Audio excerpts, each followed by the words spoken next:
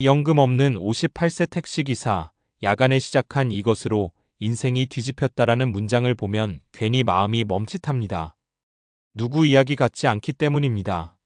아직 은퇴까지 시간이 남았다고 생각하지만 한편으로는 나는 준비가 되어 있나? 라는 질문이 조용히 따라붙습니다.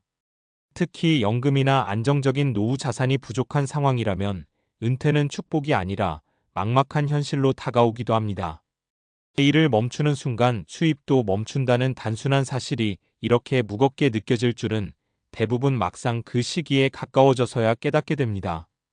그래서 요즘은 은퇴 후 무엇을 할 것인가 보다 은퇴 이후에도 어떻게 계속 수입을 만들 것인가가 더 중요한 질문이 되고 있습니다. 완전히 일을 놓는 시대는 이미 지나가고 있습니다. 대신 부담은 적고 지속 가능한 방식으로 나만의 수입 구조를 만드는 사람들이 점점 늘어나고 있습니다. 특히 늦은 나이에도 시작할 수 있는 일 그리고 체력보다 경험이나 습관이 더 중요한 일들이 주목받고 있습니다. 이야기의 주인공처럼 어떤 사람은 아주 평범한 계기로 인생의 방향이 바뀌기도 합니다. 거창한 사업이 아니라 남들이 보기에는 그게 돈이 돼 싶은 일에서 기회를 발견하는 경우가 많습니다. 핵심은 타이밍이나 재능보다도 지속할 수 있는 구조를 만들었느냐에 있습니다. 첫 번째 사례를 보면 이해가 쉽습니다. 60세를 앞둔 한 경비원은 퇴직 이후 마땅한 계획이 없었습니다. 국민연금만으로는 생활이 빠듯했고 그렇다고 다시 풀타임 일을 하기도 어려운 상황이었죠. 그러다 우연히 시작한 것이 지역 중고 물품 재판매였습니다. 처음에는 집에 있는 물건을 정리하는 수준이었지만 점점 눈이 트이면서 저렴하게 물건을 구해 되파는 구조를 만들게 됩니다. 중요한 건 이 과정이 체력보다 시간과 꾸준함에 기반했다는 점입니다. 하루 23시간 정도만 투자해도 소소하지만 꾸준한 수익이 생기기 시작했고 결국 연금의 부족분을 메우는 안정적인 보조 수입이 되었습니다. 두 번째 사례는 조금 더 적극적인 경우입니다. 50대 후반의 한 주부는 자녀를 모두 키우고 나서 공허함을 느끼고 있었습니다. 단순히 돈 때문이 아니라 내가 사회와 연결되어 있다는 감각이 필요했던 것이죠. 이분은 밤 시간을 활용해 온라인 콘텐츠 제작을 시작했습니다. 처음에는 조회수도 거의 없었고 수익도 미미했지만 특정 주제 중년 여성의 일상과 현실적인 생활 팁에 집중하면서 구독자가 늘어나기 시작했습니다.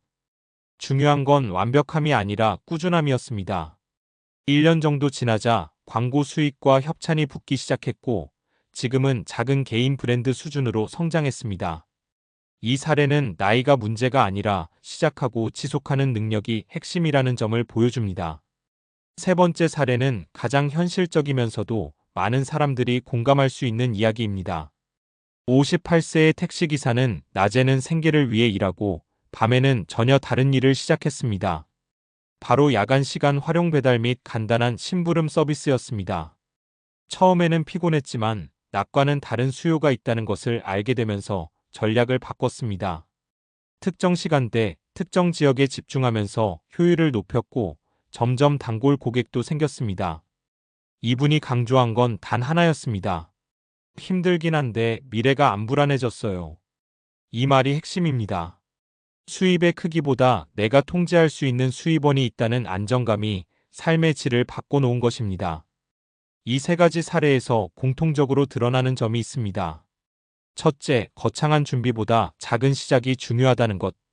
둘째, 체력 중심이 아니라 시간과 습관을 활용하는 방식이라는 것. 셋째, 단기적인 큰 돈이 아니라 지속 가능한 구조를 만든다는 것입니다. 은퇴 준비는 단순히 돈을 모으는 문제가 아닙니다. 오히려 돈을 만들어낼 수 있는 나의 구조를 만드는 것이 더 중요합니다. 연금이 충분하다면 좋겠지만 그렇지 않다면 더더욱 나만의 수입 루트를 고민해야 합니다.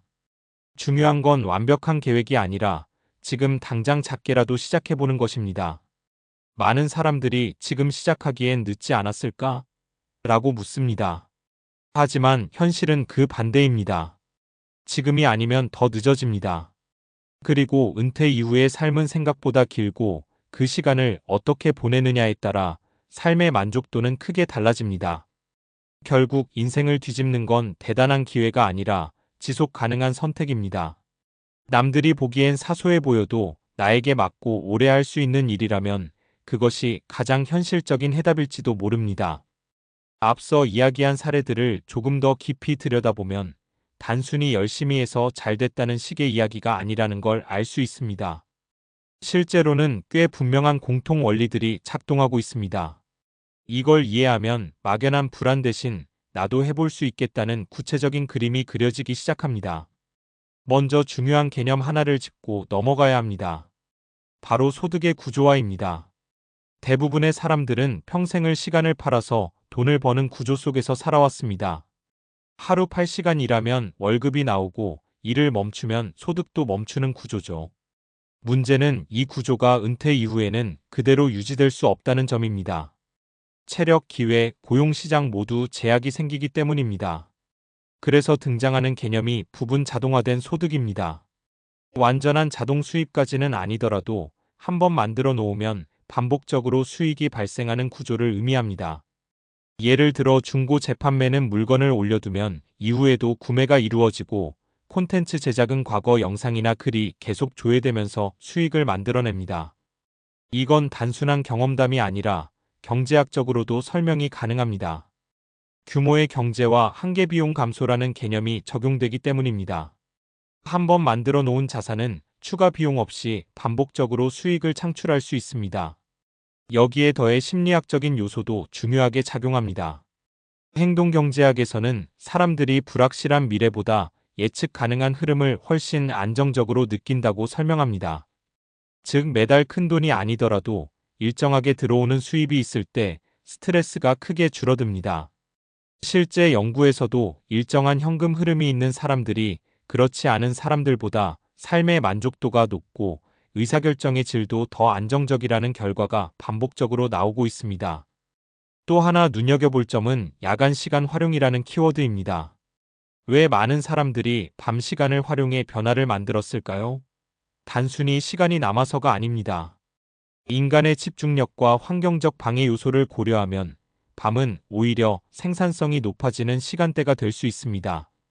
특히 낮에 생계를 위한 일을 하는 경우 밤은 내 것을 만드는 시간으로 분리할 수 있습니다.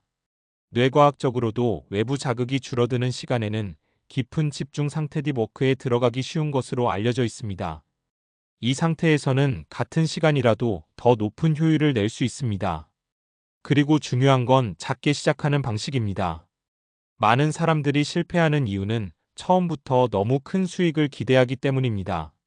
하지만 실제 성공 사례를 보면 거의 대부분 마찰 비용이 낮은 시작을 선택합니다. 여기서 마찰 비용이란 시작할 때 드는 시간, 돈, 심리적 부담을 의미합니다. 이 비용이 낮을수록 행동으로 이어질 확률이 높아집니다. 예를 들어 이미 가지고 있는 물건을 판매하거나 기존에 알고 있는 지식을 콘텐츠로 만드는 것은 추가 비용이 거의 들지 않습니다. 그래서 지속하기 쉽고 실패하더라도 리스크가 작습니다.